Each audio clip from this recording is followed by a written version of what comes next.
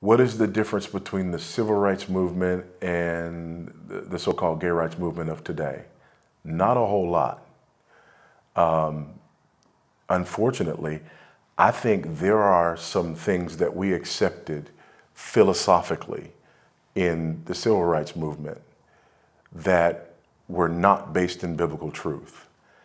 And those things are being applied in the gay rights movement the exact same way. And now we're calling them out. For example, the idea of constituentizing people, to create a word, seeing people as constituencies and seeing rights as rights for constituencies of people. And this continued division of ourselves based on our constituencies and our so-called communities, this community, that community, the other community, and rights being sort of divvied up by community. That's problematic. And this hyphenated understanding of ourselves, as opposed to a view that sees us as one people, opposed to a view that sees us as moving toward that concept and that idea of us as one people. I think what we're seeing now is the homosexual community latching on to some of those very concepts. These concepts, by the way, which are rooted and grounded in cultural Marxism. This was the goal of Gramscian Marxism. Divide people up into constituencies.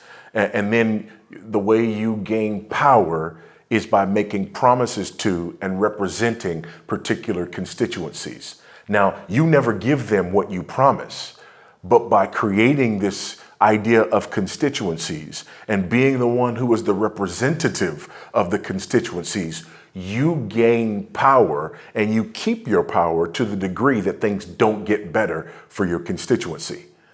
See, if things get better for your constituency, you lose your power.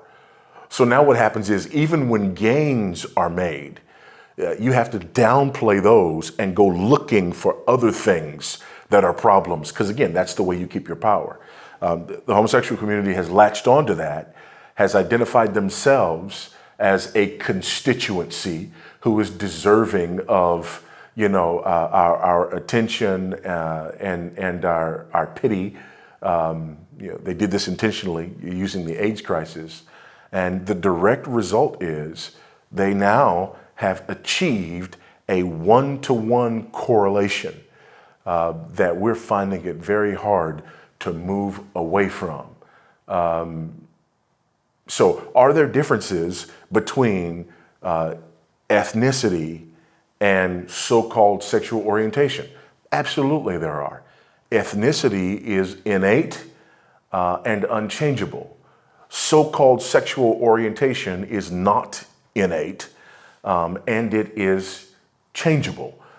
We know this. 1 Corinthians chapter 6 is 2,000-year-old evidence that people stop being gay.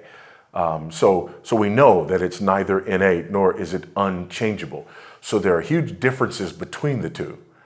However, if all you're doing is using the language of the culture and the idea of people as constituencies, then you end up right where we are, and it's hard to stop that train.